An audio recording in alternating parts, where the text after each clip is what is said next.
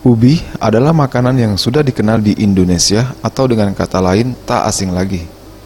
Dalam bisnis kuliner, ubi juga sering diolah karena rasanya enak dan harga lebih murah dibandingkan bahan pokok lainnya. Namun masih ada yang menganggap ubi kayu kurang keren.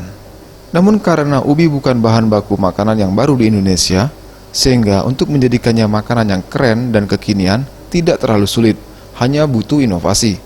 Seperti yang dilakukan pelaku usaha kuliner Hidayat di Pasar Cinde, Palembang.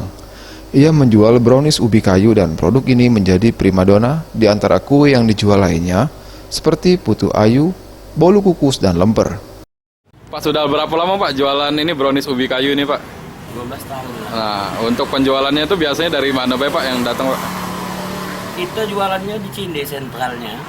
Oh. Ya, yang belinya yo dari seluruh penjuru Palembang. Banyak kue yang kita jual, brownies ubi kayu itu jadi primadona kue. Ya, tahu kue yang kita jual Pak. Kalau masalah brownies ubi ini Pak, Ah. sudah jauh-jauh dibawa Pak. Ada yang dibawa ke Bandung, ada yang bawa ke Bogor. Kita tidak tahu Pak yang beli. Mau dibawa ke mana Bu? Katanya dibawa ke Bandung. Pernah aja dibawa umroh ke Saudi sana Pak. Oh. Menurut konsumen, bukan menurut kita Pak. Ah. Katanya bapaknya pengennya bawa ini. Mau dibawa ke mana Pak? Bapaknya mau bawa umroh katanya. Brownies ubinya udah ke Saudi sana, yang bikinnya belum ini. Ia menambahkan, untuk penjualan brownies sebanyak 1.500 buah per harinya. Welia Aep, Sriwijaya TV.